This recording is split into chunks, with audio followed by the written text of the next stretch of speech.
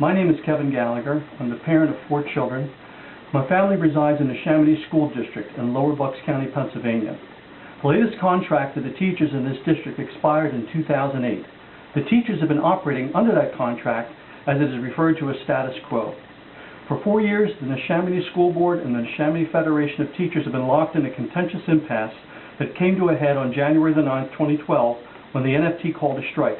What I have to say next are my comments that I made before the school board general meeting on January the 10th, 2012.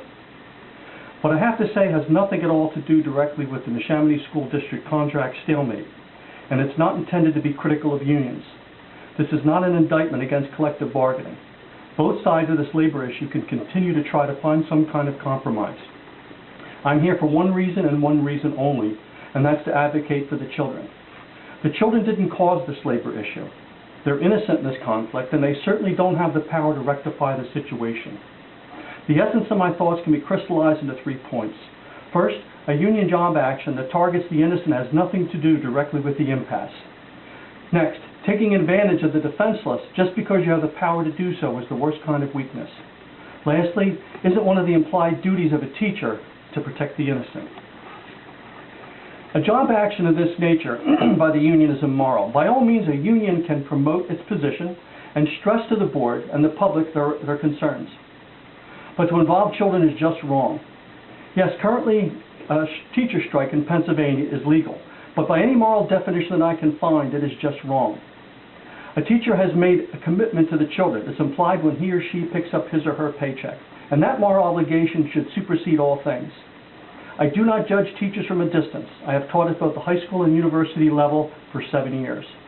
I have heard many union members say that they don't want to strike, and I say to them, you don't want to? Then don't. But if you do, it is your wish. Do not lay this responsibility for your actions at anyone's door but the union. Maybe the union thinks that if they repeatedly state their aversion to a strike, that it will absolve them from actually being held responsible for their actions. No rational person accepts that.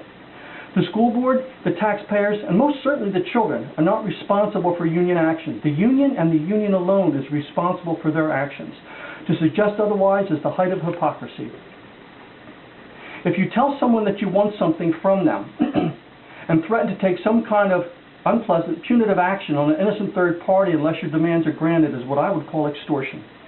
The most valuable thing that one has is something that no one can ever take from them, but it can be lost in an instant. It's their dignity, their self-respect. Our actions define us. Many people remember the Neshaminy School District strike of 1980. Unfortunately, that is how those educators will always be remembered. To the current Neshaminy teachers, all of the wonderful things that you have done for children, including my own children, will be forever overshadowed by what you're doing now. You'll be remembered by many as strikers, not educators. You have lost a great deal. It cannot be measured in dollars, and it'll be very difficult from which to recover. I feel very badly for you. I personally feel that the NFT leadership has lost its way, and they won't be inclined to listen to me. But they can advocate for anything they want, and I defend their right to do so. But our children are not anyone's bargaining chip. My children are not anyone's leverage. In plain English, you never should have targeted the children.